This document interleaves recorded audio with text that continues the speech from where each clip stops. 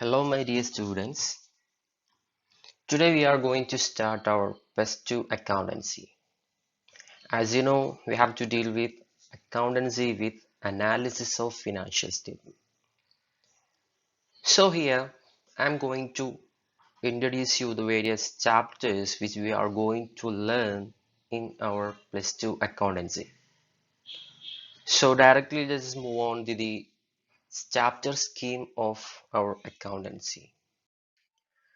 So basically our PlusTwo accountancy with analysis of financial statement, there are two parts, part 1 and part 2.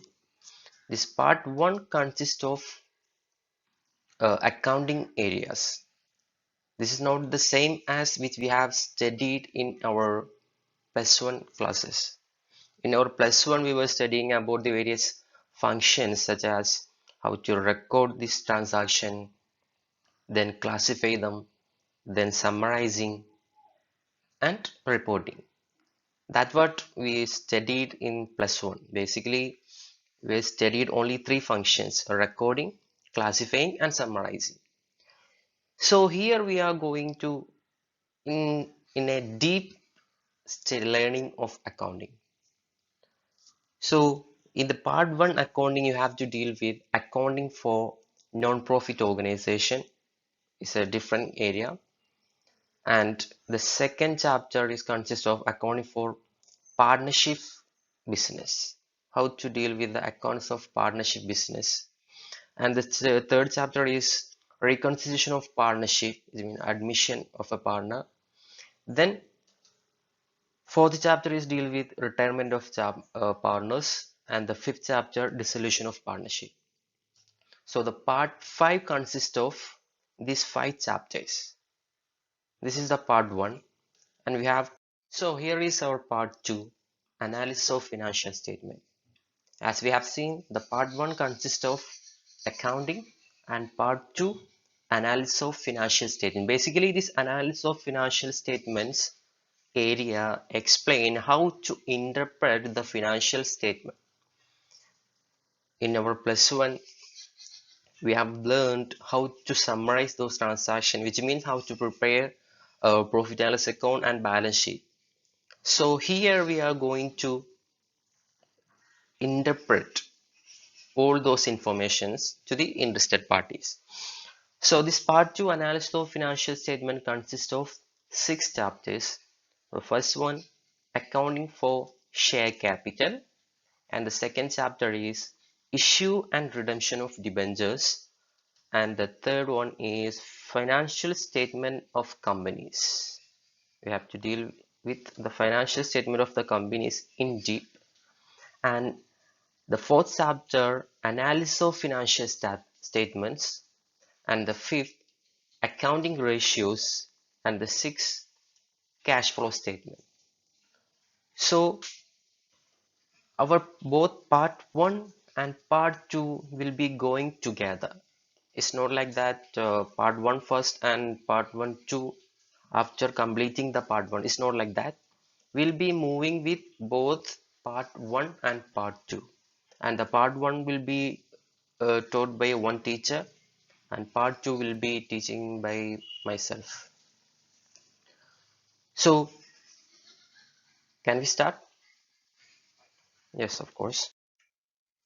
Here is our first chapter in part 2. Now we are starting our part 2 analysis of financial statement. So in part 2, our first chapter is accounting for share capital. Before we beginning with this first chapter, you need to know what is a company. I hope that you have studied in plus 1. I mean plus 1 business studies. There are different forms of business organization, right? You have studied different forms of business organization. So just try to retrieve what are the different forms of business organization which you have studied in plus 1 business studies. Yes, tell me what are the different forms of business organization. So the first one was sole proprietorship, partnership, Company? Yes, company. That's company is this one. So what do you mean by a company? And what are the types of these companies? These are the two areas which you have to recall from your +1 memory, +1 business studies. So first of all, let's deal with this company. Let's try to explain, or let's try to learn what is a company. So what is a company? As a definition, we can say that a company is an artificial person created by law with perpetual succession and common seal. This is the definition provided by Lord Justice Lindley. This is one of the simplest definition which you can remember always. A company is an artificial person created by law with perpetual succession and a common seal. We'll be explaining all these terms in detail. And there are one more definition which is provided by Companies Act 1956. It is the most simplest definition for a company. So as per Companies Act 1956, a company formed and registered under this act. This is the most simplest definition for a company which I have seen. So as per the Companies Act 1956, a company formed and registered under this act is a company. So if someone asks you what do you mean by a company, so you can say that a company which is formed and registered under the Companies Act is a company. So it is the most simplest definition for a company. So if we got a such a kind of question in examination, define company. So you can just write it down. A company formed and registered under this act or under the Companies Act. So according to the section 3 subsection 1 of the Companies Act 1956 defined companies as a company formed and registered under this act. So we want to get a clear meaning of this company. So here is the comprehensive meaning of a company. A company is a registered association which is an artificial person having an independent legal entity with a purposeful succession, a common seal for its signatures, a common capital comprised of transferable shares and carrying limited liability. This is a company. This is the meaning of a company. Did you get anything? Of course, no, right? Don't worry. We are going to skip this meaning and we'll be moving to the different features of this company. Basically, this meaning consists of different features of this company. You see, registered association is an artificial legal person having an independent legal entity, perpetual succession, common seal, and capital and transferability of shares, limited liability. These are the different features, and this meaning is made up of all these features. So let's just study these features in detail first, and let's return to this meaning of this company. Then it will be more easy. So I'm moving to the features of company. So the first feature of a company is voluntary association. What do you mean by voluntary association? Persons who are willing to form a company can come together voluntarily. Here is the point. Voluntarily for carrying on a business. So those who want to start a company, they have to come voluntarily. No one will force them, or any court or any government can't force some people to start a company. So if anyone wants to start a company, they have to come voluntarily without any force or any compulsion. So all companies are voluntary association. So that's why it is known as voluntary association of persons. Company is a voluntary association of persons. And the second feature of company is incorporated association. Incorporated association. What do you mean by incorporation? It's just nothing but registration. So a company must be registered under the Companies Act of India. As far as India is concerned, in India, a company is a company which is registered under the Companies Act 1956.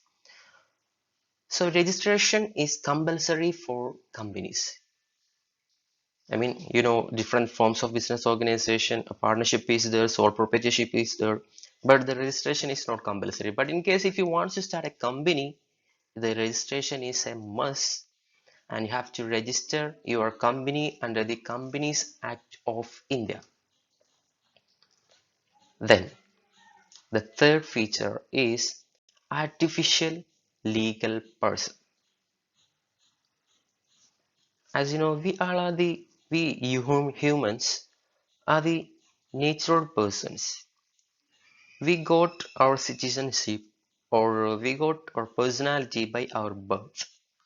But company also a person, but just not a natural person as we are. Company is an artificial legal person. This artificial legal person created by law. So we have discussed here, company is a registered person who is a registered association. So once the registration is completed, company is become as an artificial person. So company is having its own personality. That personality is artificial, not natural as we are. So the third feature is company is a artificial person created by law. And the fourth feature is separate legal entity. As we have discussed previously, company is an artificial person, right? So that's why it have separate legal entity. I hope you are remembering our one of the accounting concept, separate legal entity or separate existence. So a company has a separate legal entity in which distinct and separate from its members.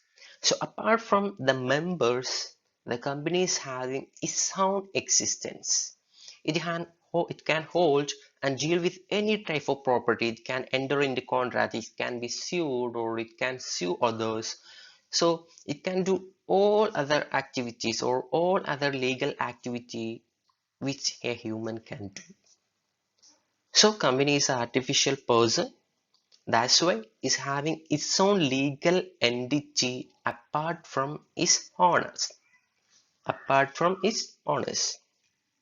So it can enter into contract and even open a bank account. You can open a bank account. Even I can start a bank account, and the same way the company can start a bank account because company is an artificial person and it's having a separate existence apart from its owner.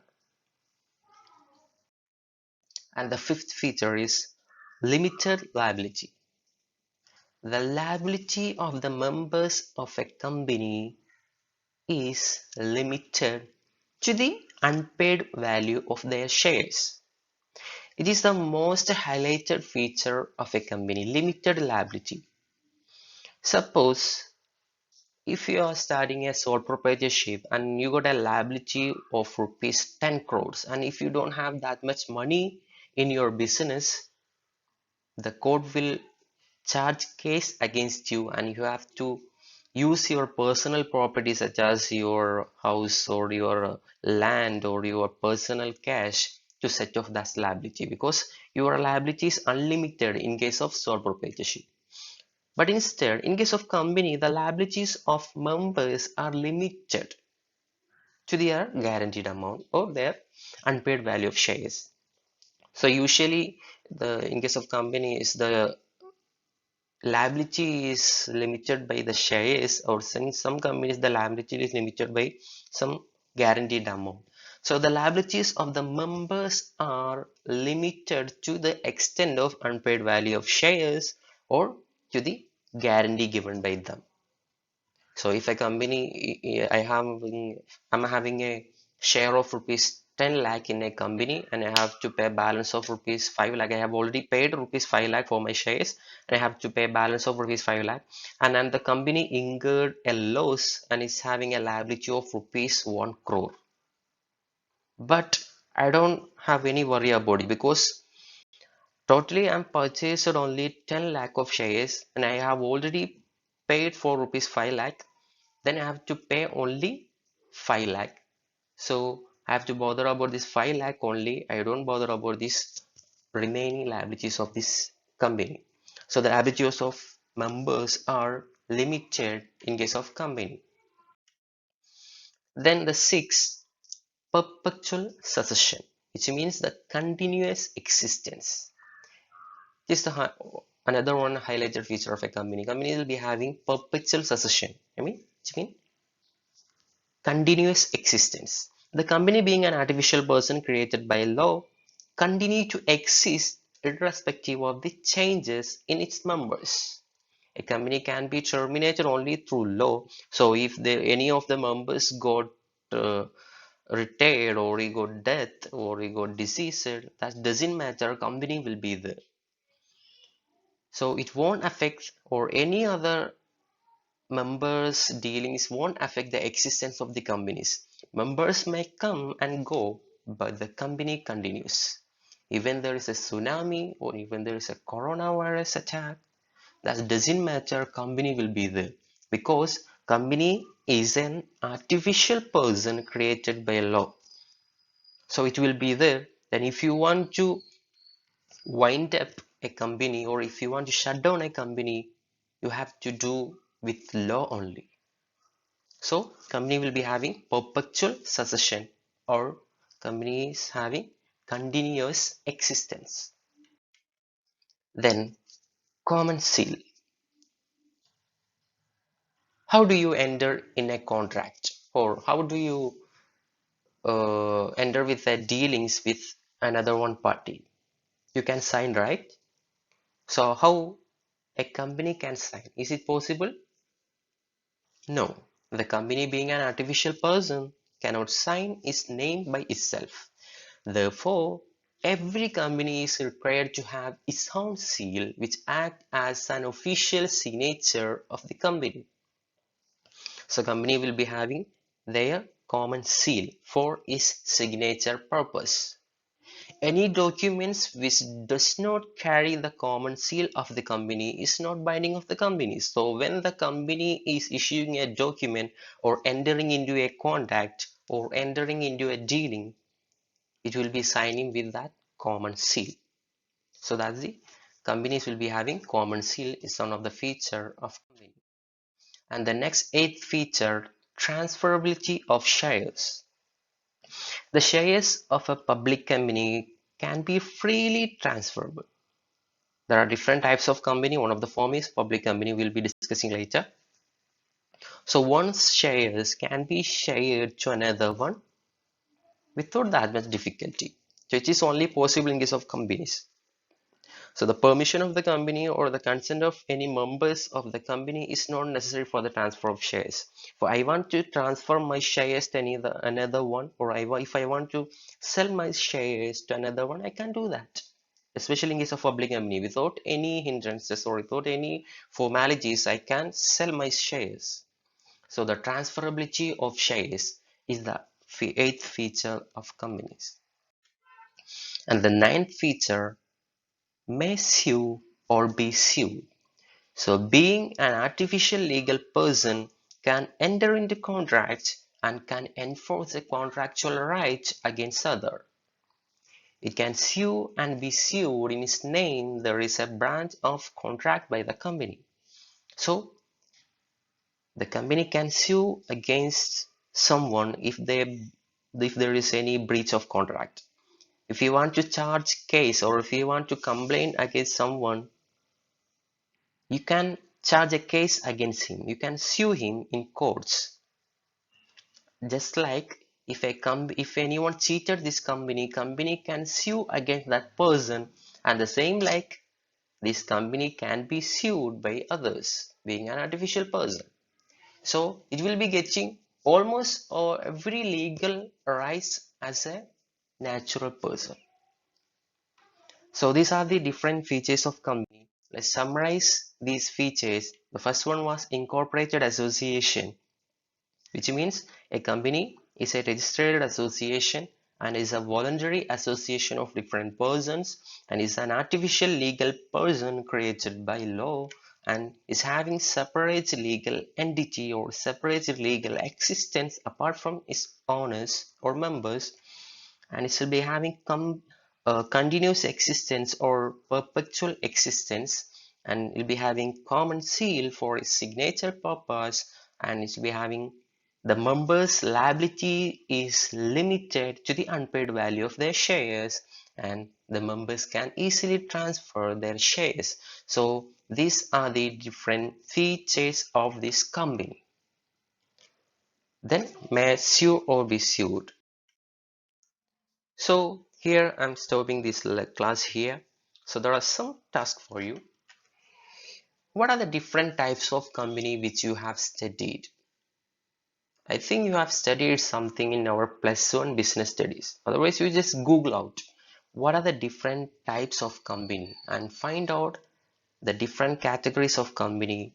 That's the discussion for our next class.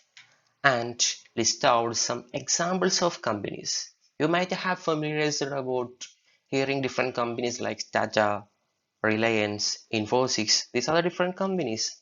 So list out some examples of companies. And thank you. We'll meet in again in our next class.